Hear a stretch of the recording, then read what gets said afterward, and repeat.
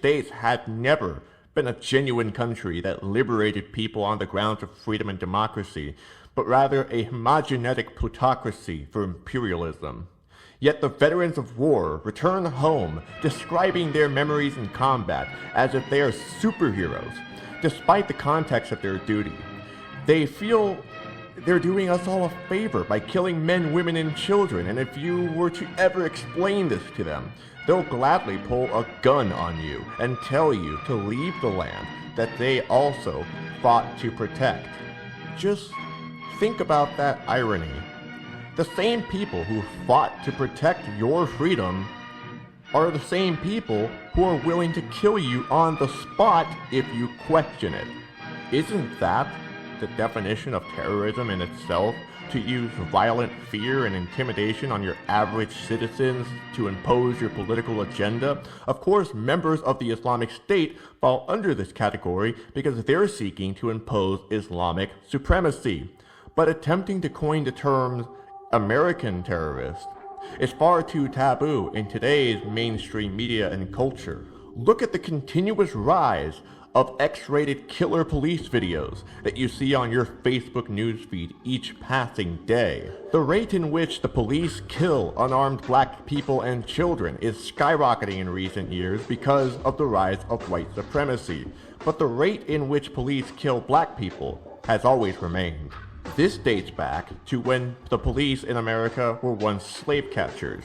Then, when the Emancipation Proclamation came into effect on December 6, 1865, the Ku Klux Klan formed on Christmas Eve that same year, that same month.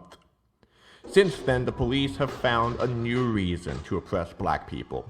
White supremacy and social Darwinism became a new buzzword for the rich business and landowners, offering a pseudo-scientific justification for the police violence and racial segregation of people of color in America. Social Darwinism is an ideology that borrows from survival of the fittest, which is a scientific understanding that a life form will be unable to pass their genes if the environment does not support it. A legitimate example of this is when a brown bunny is wandering in a well-lit snowy forest. Their chances of them surviving are slim because their fur clashes with the snowy environment, therefore making it easier for their prey to identify them. An unrealistic variant of this philosophy is that black people are genetically inferior to white people because of the products of racism and white supremacy, thus concluding the reasoning behind social Darwinism. There are many problems with this, including that in order for this environment to exist, you need to have capitalism. It's a world of laughter, a world of tears. It's a world of hopes and a world of fears. There's so much that we share, and it's time we're aware. It's a small world after all.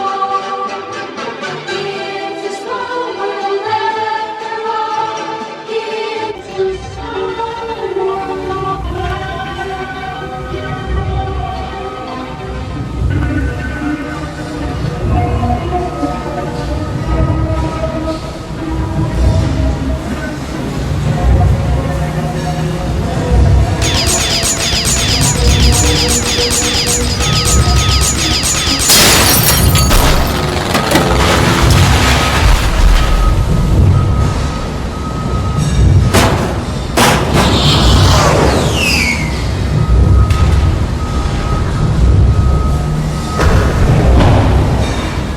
Capitalism is the driving force in America that benefits the interests of the ruling class while oppressing the working and poor class.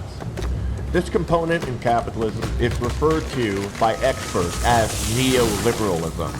It is also highly favored by white supremacists for this reason, because it not only benefits the colonists and landowners, but it creates that environment for those who they themselves deem unfit for the gene pool. The means of production under this new feudalistic hierarchy serves the business interest in capitalism. It is generally understood and even commonly agreed upon, including myself, that capitalism can achieve great things if there is profit to be made on it. When the U.S. enters a country, whether for so-called liberation or occupation, it uses the reasoning of either the leaders are communists or the inhabitants are anti-American forces. Never will a politician tell you that they're entering a country to steal their gold like they did in Libya, or that they're appointing a dictator in a country that will grant access to American companies to invest in, even though the original government was doing just fine beforehand, or that they need to invent another proxy war to raise the military budget to give bankers and arms manufacturers more money. They want you to believe that the United States is genuinely taking care of our safety, that the United States has a firm grasp on our survival, and that there truly is nothing to worry about. That you should be independent and enjoying the freedoms American capitalism has to offer. Shop, buy more things. All of these fancy new products are getting fancier and shinier with each passing week. Buy a house, buy a car. You are the only thing between you and the rest of the road to be a free man. But this thinking is flawed, however, and even Charles Darwin has pointed it out in his findings. He and Peter Kropotkin has concluded that countless animals and societies, the struggle between separated individuals for the means of existence disappears, and that their sense of morality disappears with that. They also pointed out that by cooperating, these societies would eventually work together to secure the best conditions possible for their mutual survival. Individually, we humans are weak, slow, and delicious to prey. But when you summon multiple brains with different understandings and different backgrounds, you begin to have a cesspool of intelligence and moral evolution that is forever changing for the sake of everyone's safety, autonomy, and survival. Our material conditions will either make us or break us, and together, we have the power to shape our environment. Capitalism is not human nature, and neither is the justification for social Darwinism. Instead, it forces us to compete for that survival. It forces us to acidify our planet with oil dumping, pollute the air with greenhouse gases, kill animals en masse for resources that we are far too ahead in science to not replace, city infrastructure that destroy the most beautiful and beneficial aspect of our environment, and turn people against each other for their creed and their race. People often mistakenly fall interdependent to capitalism when they mistaken it for independence. If you truly were independent, try to sustain your own autonomous farm by yourself and a decentralized community of your peers, away from the rest of civilization.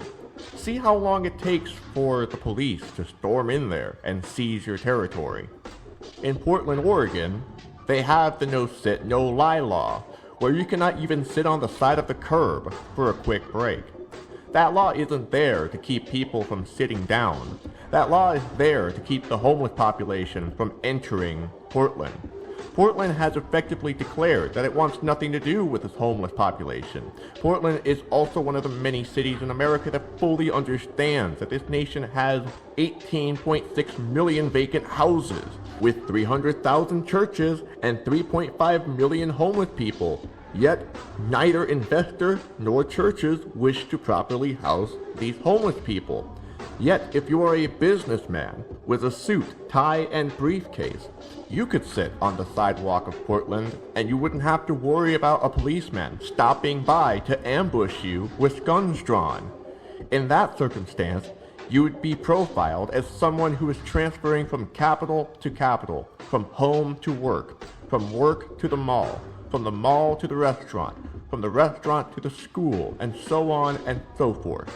Notice the increasing desire from fascists and capitalists to defund education, medical institutions, and libraries, because unless it makes a profit, it is not deemed of importance to the investors. People become sick, ill, and usually die from the effects of capitalism, and capitalism is artificially installed and maintained by the ruling elite for the sake of profit. The capitalist reasoning for social Darwinism is only supported as long as capitalism is in place and active, which is why we must overthrow it and deem it as obsolete. When the Black Panthers began to patrol their neighborhoods, educate its people, and even feed its hungry, it rendered the otherwise violent and racist police obsolete. The Black Panthers had a militia, and they were showing that direct action is effective if the people were willing to cooperate with each other and not some dogmatic, state-funded entity. Their work was great, but it did not do the prison industrial complex any favors in terms of making more money. Less police arresting people means less inmates, and less inmates means less profit. So the FBI would later implement COINTELPRO with the sole intent of dismantling the Black Panthers, despite the great work the Panthers did for their community. I had mentioned that Donald Trump must be assassinated, and while he is a detrimental factor to our survival, if we were to overthrow capitalism, executing Donald Trump is an unrealistic end goal. What needs to be done is an entire reinvention of society. I agree with the communists that we need to burn the detention centers, deport the government, and welcome the refugees. But I disagree in implementing a second ruling class, because communism almost always results in state capitalism, the opposite extreme of corporate capitalism. As for America, I do not have any specific plan or model for what a future America would look like, but I solely believe that as a white person myself, it should be entirely up to people of color to construct what this place looks like post-revolution. They can decide what happens to this land. After all, the indigenous peoples and the black community were the ones who took the largest toll in the construction of this nation, causing 100 million Native Americans to die and 10.7 million African slaves to be ported to the United States between the beginning of colonialism to this day. And I can speak for myself. You know what, white people, you've had your voice here for 524 years. 524 years you've been visible, white lady. You've been visible for 524 years. Look how fast your white man comes and steps up for you. Where is everybody else to come and step up for us? I have a right to my voice. I'm still fighting for my voice and my visibility. And I'm telling you right now, there has been 524 years of holistic genocide on Turtle Island. We're the ones that are dying. It's not you that is dying. One of the things that we need to keep in mind is we're asking the United Nations to help us that charges of genocide, a war against humanity, war crimes, and a crime of aggression be laid, because your Liberal Party was also responsible. Every party, every governance that has been in power, there's been a war conflict of Indian Residential School, 60 Scoop, Indian Day School, and Millennium Scoop. None of your governments have clean hands. All of your governments have blood on their hands. None of you are different. You haven't changed because you haven't started your healing journeys. The moment that we have our voice and our backbone, you want to shut us down. And you think you're privileged to disrespect us. The moment we tell you, because of your colonial mindset and your colonial way of being, your white privilege, your white fragility, you can't take our truth.